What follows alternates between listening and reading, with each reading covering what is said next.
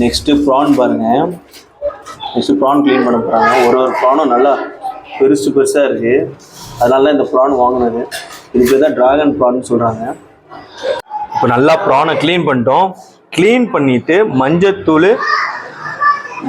மஞ்சத்தூளும் மிளகாத்தூள், இஞ்சி பூண்டு பேஸ்ட்டு, தனியாத்தூள், கரம் மசாலா போட்டு ஃப்ரை, அதாவது பெசஞ்சு கிளறி விட்டுட்டோம்.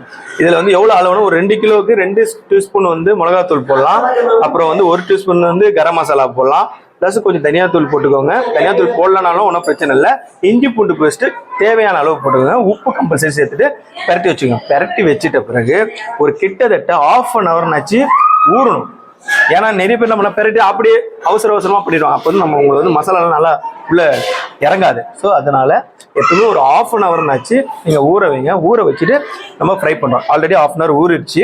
வாங்க நம்ம இப்போ ஃப்ரை பண்ணுவோம். ஆல்ரெடி எண்ணெய்லாம் போட்டேன் சட்டியில். போயிட்டு நம்ம ஃப்ரை பண்ணுறது தான் ஒரு வேலை. வாங்க போவோம்.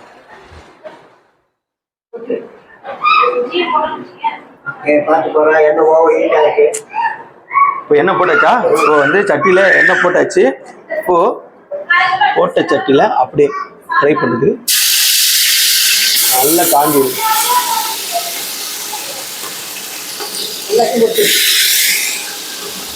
பெரிய சட்டினால நம்ம எல்லாத்தையும் போடுறோம்.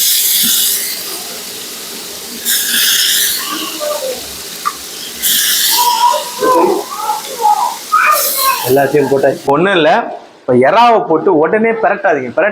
பெரட்டினீங்கன்னா அந்த மசாலாலாம் அப்படியே சட்டிலே ஒட்டிக்கும். ஸோ அதனால அதை போட்டு கொஞ்ச நேரம் வெயிட் பண்ணிட்ட பிறகு ஃப்ரை ஆகிட்ட பிறகு அப்புறம் கலரி விடுங்க, பெரட்டி போடுங்க. ஓகேவா? கொஞ்சம் வெயிட் பண்ணுவோம். அது அப்படியே ஃப்ரை ஆகிட்டே இருக்கும்.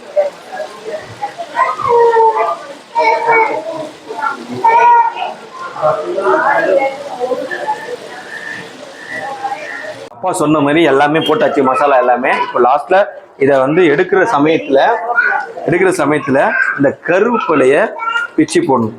இது கொஞ்சம் நல்லா டேஸ்டாக இருக்கும். நல்லா இதிலே போடுறேன். நல்லா ஒரு கைப்பிடி கருவேப்பிலையை போட்டுருங்க. கருவேப்பிலையை போட்டுட்டு அப்படியே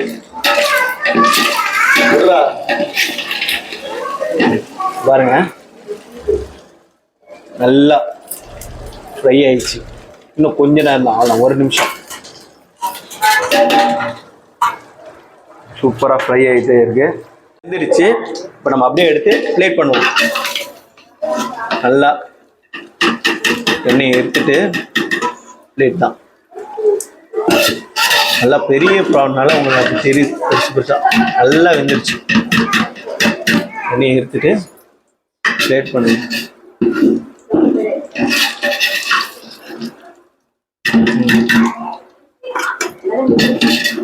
ஓகே, எல்லாத்தையும் எடுத்தாச்சு.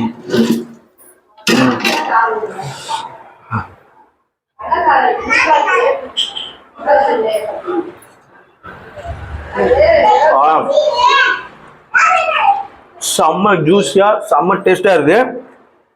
செம்மையா இருக்கு.